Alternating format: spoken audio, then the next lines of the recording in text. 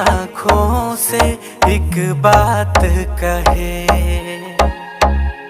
मेरी सांसों में अब हर पल तू मेरे साथ रहे।